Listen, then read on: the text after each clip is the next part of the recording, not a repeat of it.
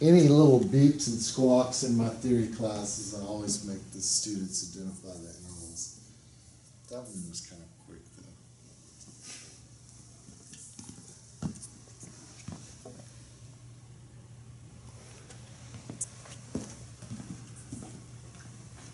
So the thing after, immediately after triads is seventh chords. Now this is way before you can kind of teach that in terms of part writing, but it's a good time for people to understand figured bass. So we discuss seventh chords by the quality of the triad and the quality of the seventh.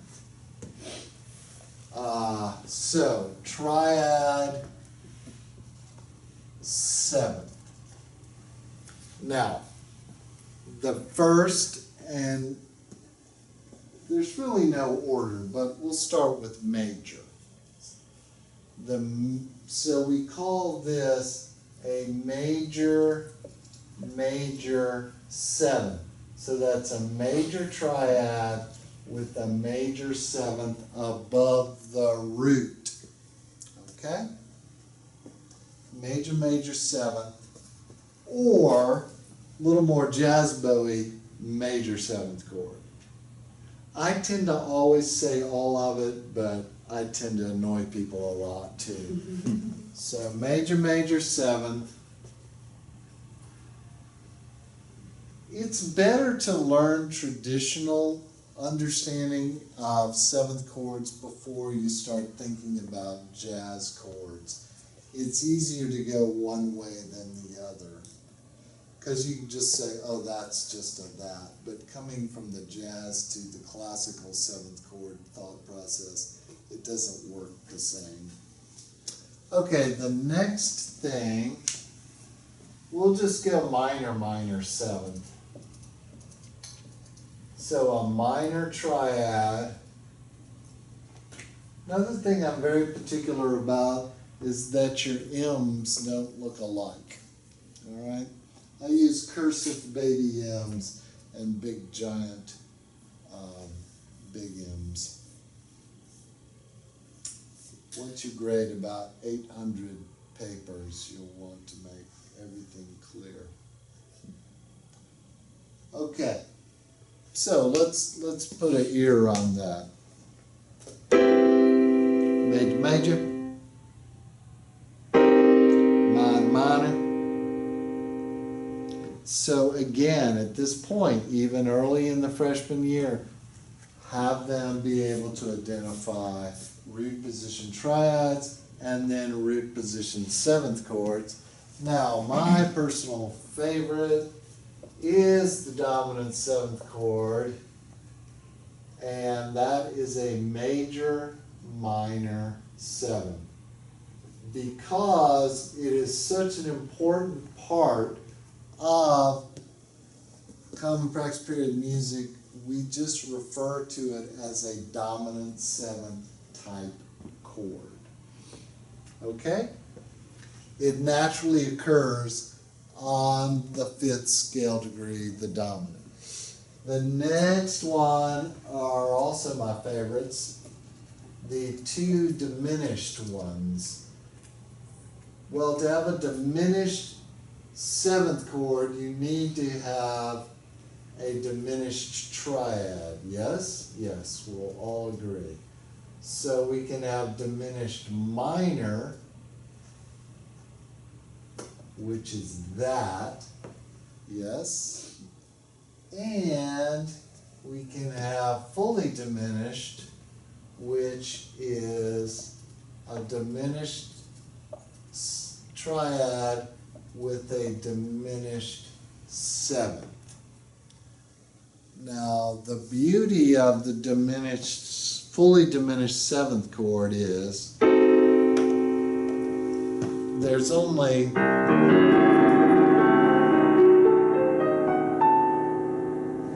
really 3 of them.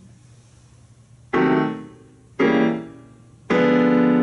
the spellings, of course, represent all of the chromatics. Now, we often abbreviate this as major 7, minor 7, dominant 7,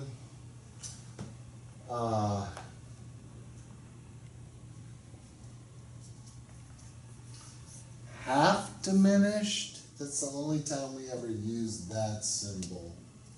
And fully diminished. I guess you could put that on the other side. I don't know why that looks so weird.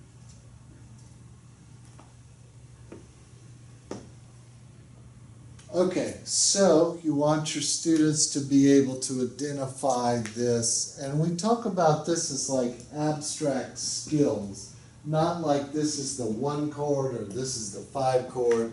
These are just the building blocks of part writing, just to be able to have these chords. Now the next thing, we want to be able to know the triads of the major scale and have your students sing them. So, major, minor, minor, major, major, minor, diminished. Now, right from so we want to understand all the triads of the major scale. Major, minor, minor, major, major, minor, diminished. Of the minor scale, minor, diminished, major, minor, major, major, diminished. That would be kind of the usual.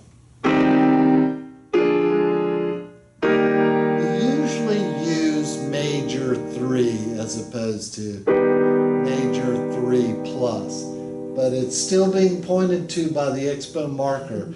That is the only occurrence of an augmented triad, but you really wouldn't like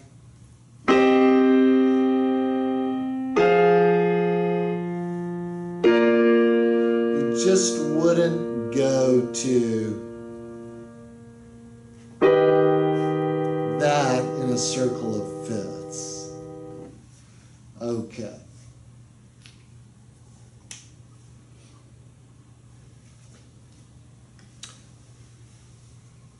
At some point, I have the students singing the triads of each of the scales. And then at some point in the freshman year, singing the 7th chords of each of the scales, but particularly major. So it'd be do, mi, so, ti, so, mi, do, re, fa, la, do, la, fa, re, and the other ones that come after that 1, 2. That's a good, it's hard. And then even as we're introducing easy sight singing like do, re, mi, fa, sol, so, fa, mi, re, do. Now when I'm teaching ear training, I can't get my employees to do this, but when I teach it, everybody conducts as they sing. And they sing in solfege, but there are priorities. Priority 1, the rhythm is correct. Priority 2, the pitches are correct. Priority 3, the solfege is correct. Priority 4, the phrasing and musicality is correct. So first is rhythm. So if we're going to sing something in the key of C, I'll have the kids sing the C major scale. And then immediately, I'll do this in tempo too. So it's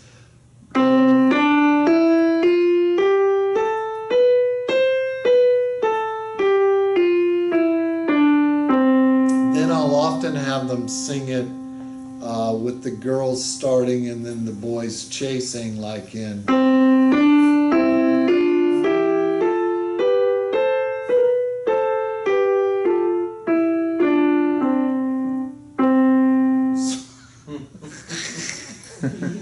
And then I like to do this even before anyone understands it. I establish the key through the use of a harmonic series. So do, mi, sol, mi, do. One triad. Then down to 5/7. So, fa, re, some other, sorry. So, ti, re, fa, re, ti, so, do. Then I go into a 3 and first sing a neighbor 6/4 chord of the 4 chord. Do, la, fa, do, so, mi, do, fa with the pedal. Do, fa, re, ti, do. So, do, mi, so, mi, do, so, ti, re, fa, re, ti, do, la, fa, do, so, mi, do. Same thing.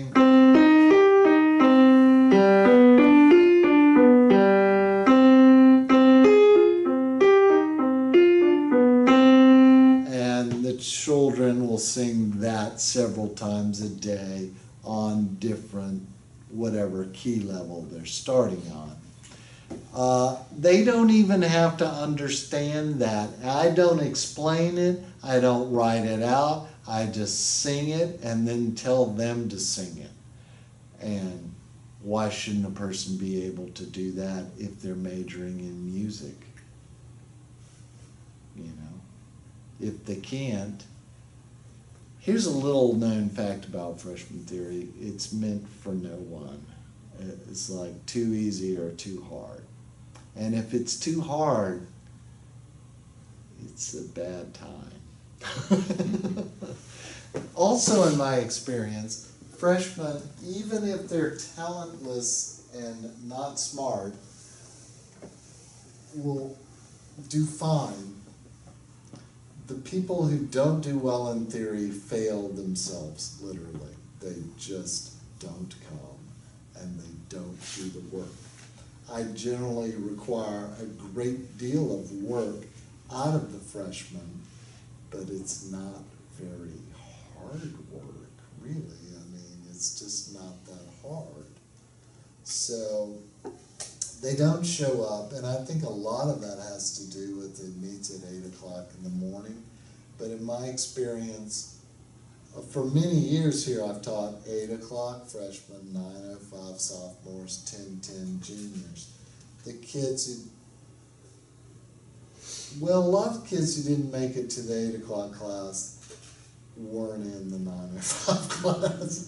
But some kids who had trouble getting there at 8 had trouble getting there at 9, and also had trouble getting there at 10 if they didn't have whatever their earliest class was, that's what they had trouble getting to. And it would be nice if every class met from 2:30 to 3:15, say. That would be your college career. But it might get in the way of marching band, so we can't do that. Generally, we have classes in the morning because traditionally, before the marching band arrived here, kids worked. They came to school and then they worked in the afternoon. That's not as much of the case anymore. Some children work, but not so much.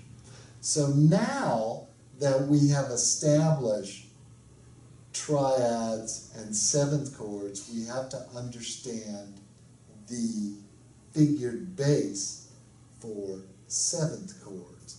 Now this is just miserable to the freshmen, but I still do it anyway. A root position seventh chord is root third, fifth, seventh. Now generally, seventh chords involve all four chord members. When you're talking about triads, you make decisions about the doubling. But in seventh chords, generally, all four notes are available. There are some exceptions, but generally that's the case. So if we have a root position chord,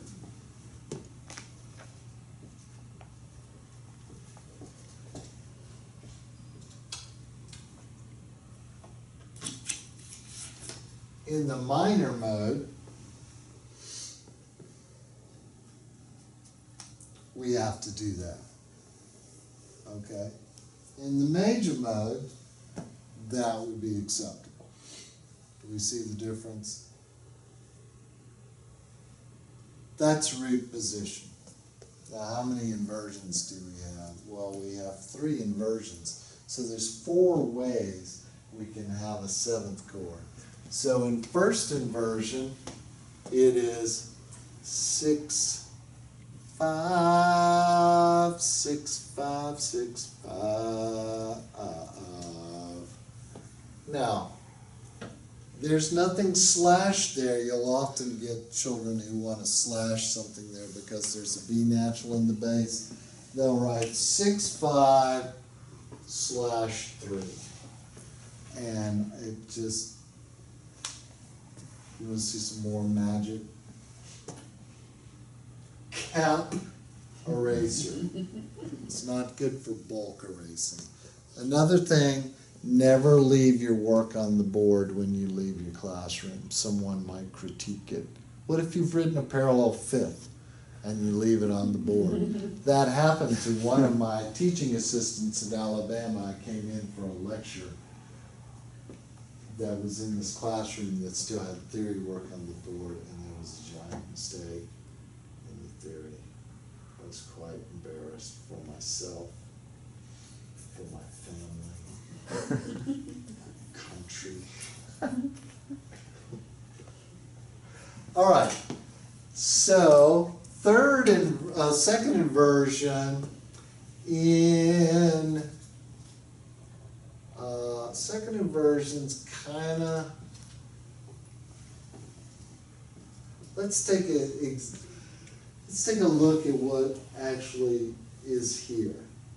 Well, the important thing here is that we have the 4, right? But we also have a 3. So that 4 tells me the root, the 3 tells me the 7th, yes? So, but I have a raised 6th. So that would be in the minor mode, that's acceptable.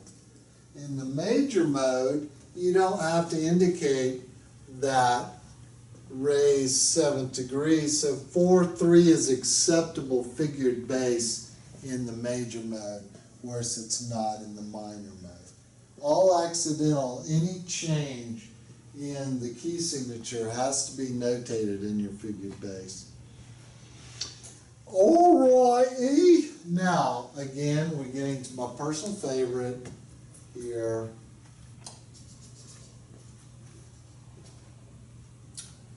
Do, do, do, do. This is 4/2. The 2 tells me the root. The 4 tells me the leading tone. And I gotta slash the 4 in the minor mode. Now, what is the root? That's the 2.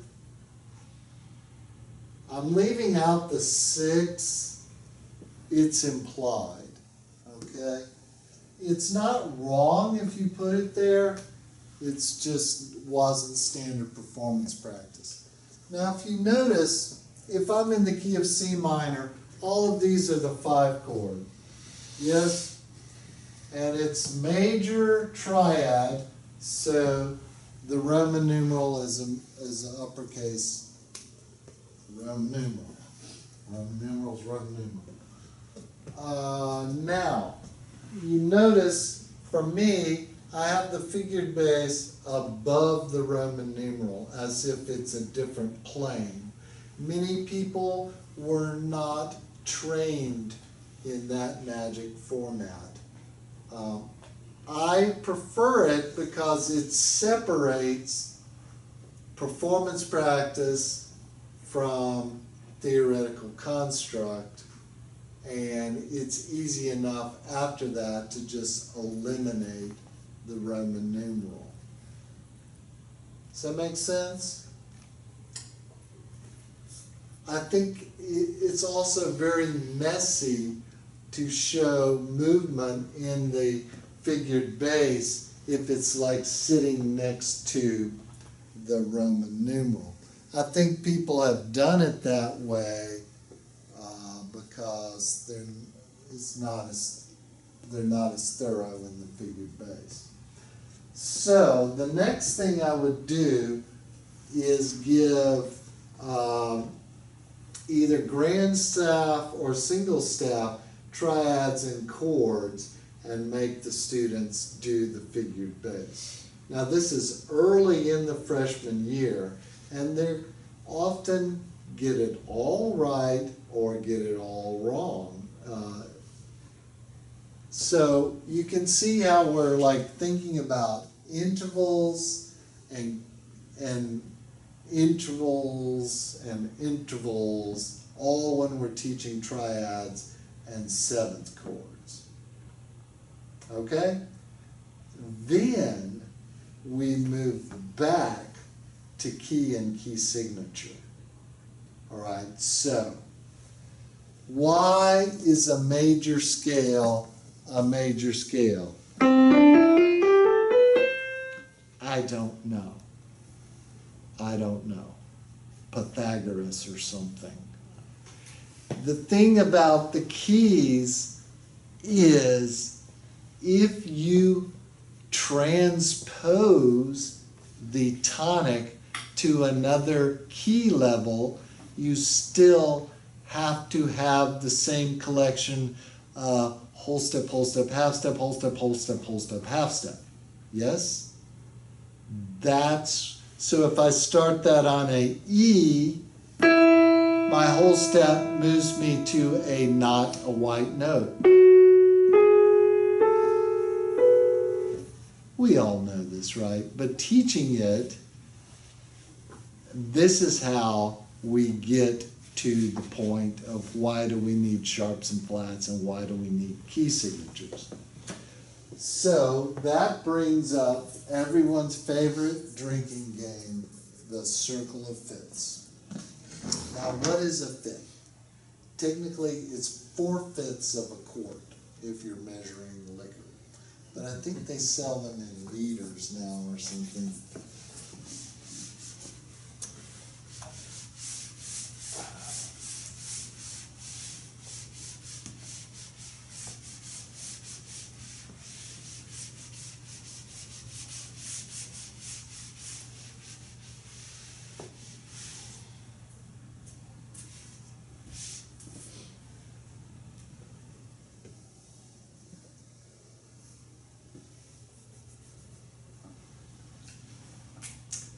How do we even get to this whole thing of key signatures? Well, in a way, it goes back to the olden days of harmonics and frequency.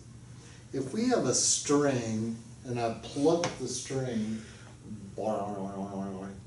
it vibrates the entire length of the string and at every single half of that string. Now, to illustrate that, the piano has strings. And it has hammas and it has dampas. If I push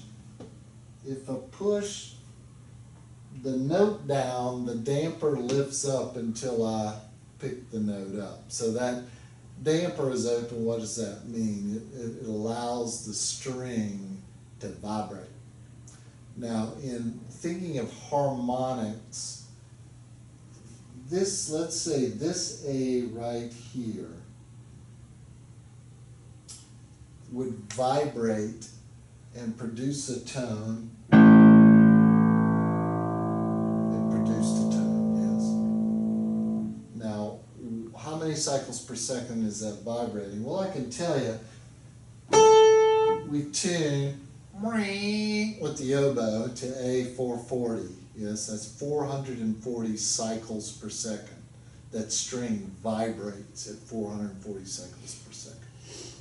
So that means this one vibrates 220 cycles, 110 cycles, 55, half of 55, 27.5 cycles per second. Now, if it gets down below 20 cycles per second, we can only see it. We cannot hear it. Our ears will not hear things below 20 cycles. All right. Now, let's say I touch this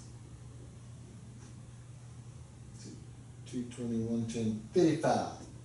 Now, if we're talking about the harmonic partials, this would be called a fundamental or partial one. Let's call it partial one. Now, this would be one octave above it is called the second partial or the first harmonic. Is that confusing enough for you? Now, I have this down.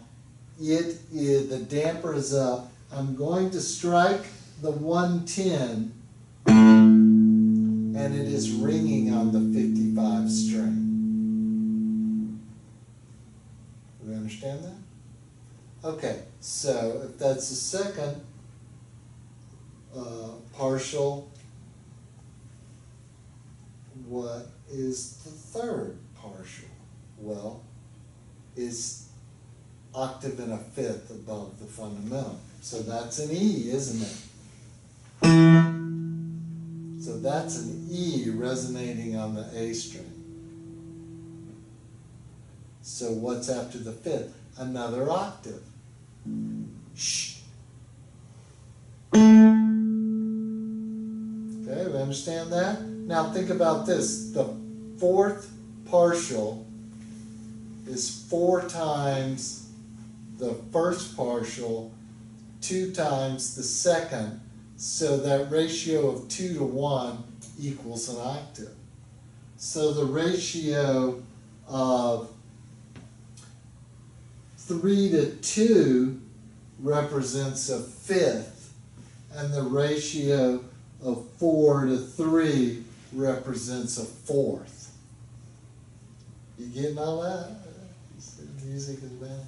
So we get to our fourth. What is the fifth? Shh. It's a third.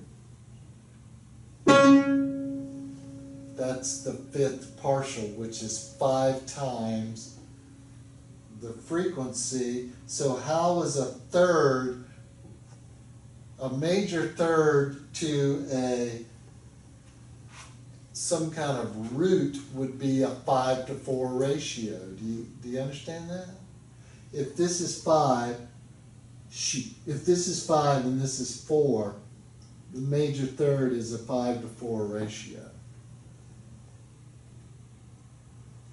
What do you think 6 is? Wouldn't be 6 be twice 3?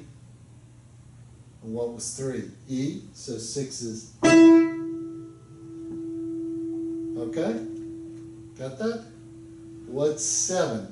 7th is a flat, let's see. Okay, is major 6.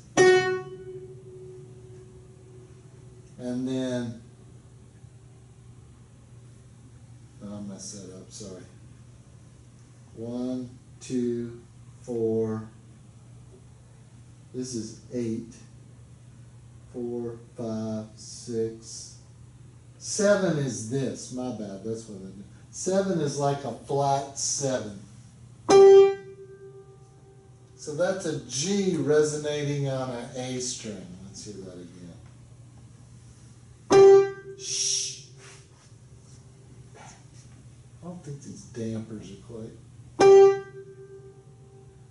Hear that? Isn't that amazing? So 8 is going to be an octave. 9 is a second. So a ratio of a major second is 9 to 8. 10 is going to be twice 5.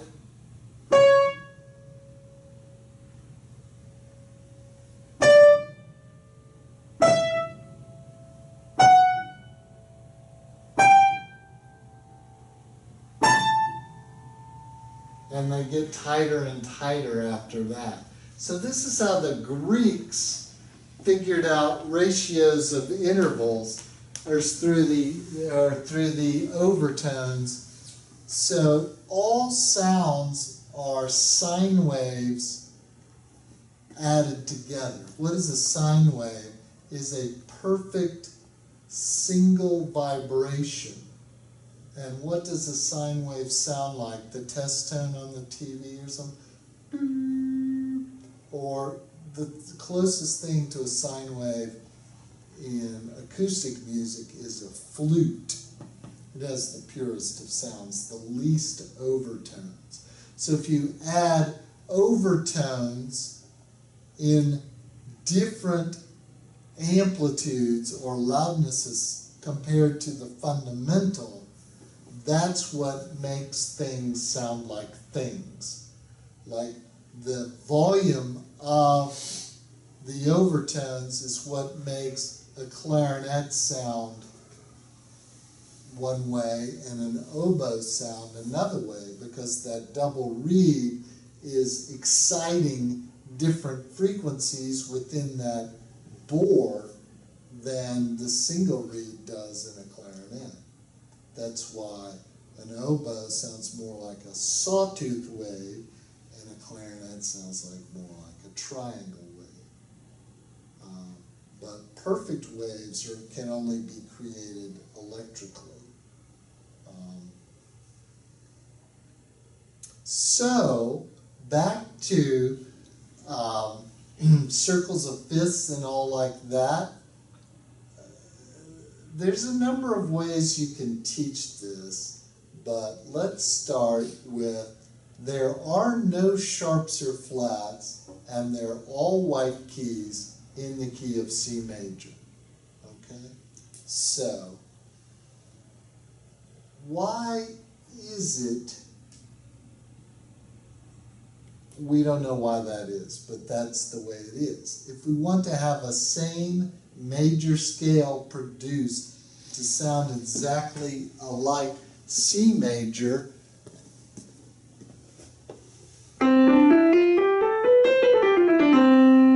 if I start that on G and leave out the F sharp, it doesn't sound like C major scale.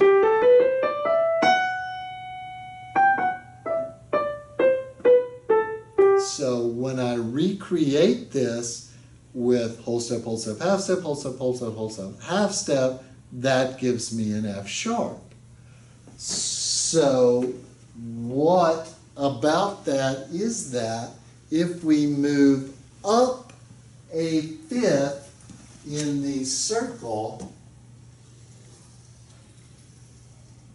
starting at C, we get to G, and that has one sharp. If I move down the circle of fifths to why you put that there, I don't know, it becomes F. So what is that purest interval of our harmonics is after we have our octave, we have our fifth. Now, when you think about, none of us play brass instruments except me, but when you think about the valves of a trumpet, it's using the fundamental harmonics of the horn that actually start on the second partial. the fundamental of the horn is called a pedal tone that's played like this buzz tone. And then the second fundamental is really the lowest open note of the horn. You press the second valve, it lowers the tube to go a half step. The first valve lowers this tube a whole step, so the first two valves equal step and a half, and then the third valve equals the first and second.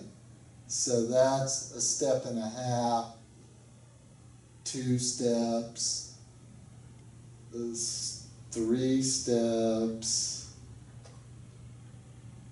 fourth. So it's taking your fundamentals and then lengthening the tube. So on a trumpet, the fundamental, we'll call it a C.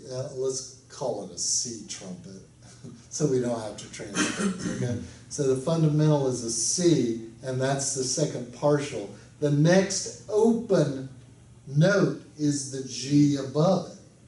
The next open note above that is the C above that. The next open note is the E, and that is in the harmonic series. That would be 5, the fifth partial. So you would have second, third, fourth, fifth would be that, and then the sixth would be the fifth again, which is a G. And then the seventh is like a B flat, and then the eighth would be another C. And then after that C, you can pretty much play all the notes with any of the valve combinations because their harmonics are so closely aligned at that point. On a French horn, the fundamental is actually 2 octaves. The lowest note is actually 2 octaves up, and that's why you can just press any of the buttons and make any of the notes on the French horn. I don't know if y'all took brass skills, but the French horn is challenging because of, like, if you play the trumpet as do, re, mi, fa, sol, la, ti, do, on the French horn is do, re, mi, fa, sol, la, ti, do, da, da, da, da, da, da, da, da, da, da, da. So, you get another octave up there, it's da, da, da, da, da, da, da, da, da, da, da, da, da. I can't remember, but then they have all these alternate. Plus, the horn has this whole fourth button that lengthens it to make it a different length. Anyway, that's the fun of the harmonic series. So these ratios all work. So we have this fifth ratio. So if we continue in the fifth ratio, it adds another sharp, G to D, you have your 2 sharps, and F to B flat, A to E flat.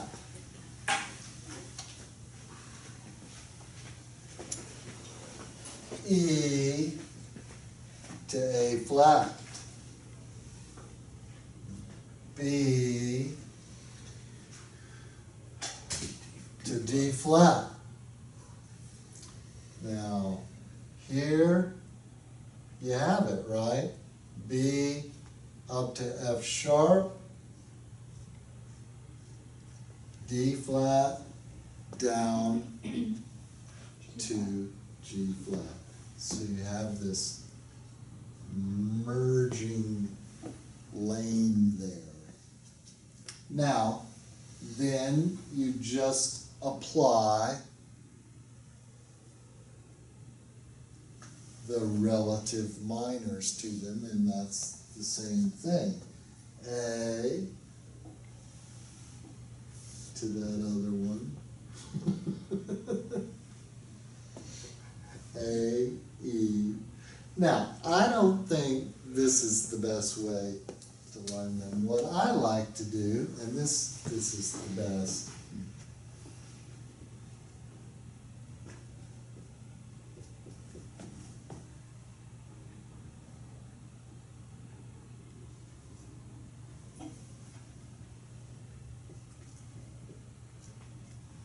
Okay, that's all going one way, but if you kind of go the other direction, you have F, B flat, E flat, A flat, D flat, G flat, and of course C flat is over here, correct? And we do have C sharp. We have to include these because here is your 7 sharps and here is your 7 flats, correct? Mm-hmm. So these all exist. Now, you think, well, Dr. Durant, how do you teach your children this? Oh, circle of fifths, all that. It's very easy. You just remember the flats. And you can see how simple this is. It's just verbegeke. And then the sharps are the opposite of verbegeke.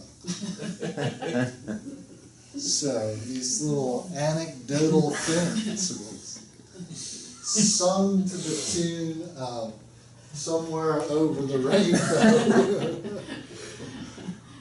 Okay.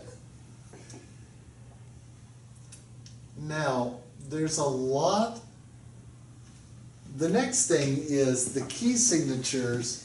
It's very, very important for the student to know that there's only one correct way to do it. Occasionally you will see things different, but that's because of the clef, or perhaps in the olden times they did stuff differently. So, one flat, and we're always going to go left to right.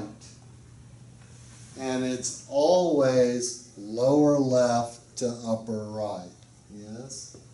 Okay, so then coming down, moving left to right, and then up, lower left to upper right.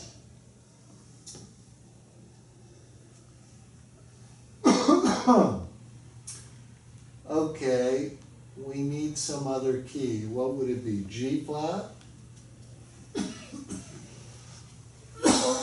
Excuse me.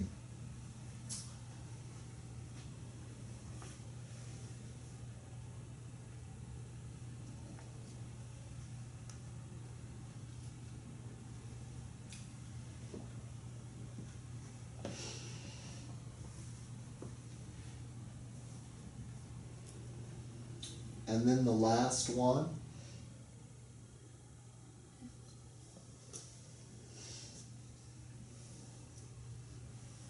Now Bartok sometimes writes things a little differently. And one thing about key signatures, you'll often see in the Baroque era, particularly in like the Bach chorales, you'll see what's called Baroque key signatures, and they are truly Baroque. And that is that they use one less flat or sharp in their key signature. I'm not sure why. Now, also,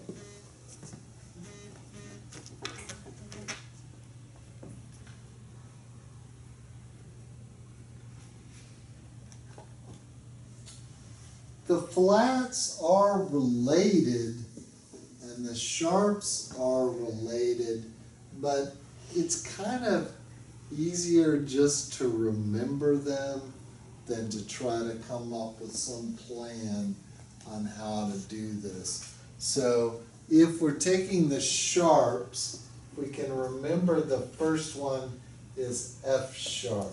So our first key signature has no sharps or flats, right? So how is it, what is it about the sharps? What do the sharps do in the key signature? They are the leading tone. So if B natural is the leading tone of C major, then a fifth above B natural will be the leading tone in G major. So it is this circle of fifths that's out in front of the leading tone. So up a fifth, down a fourth, up a fifth, down a fourth.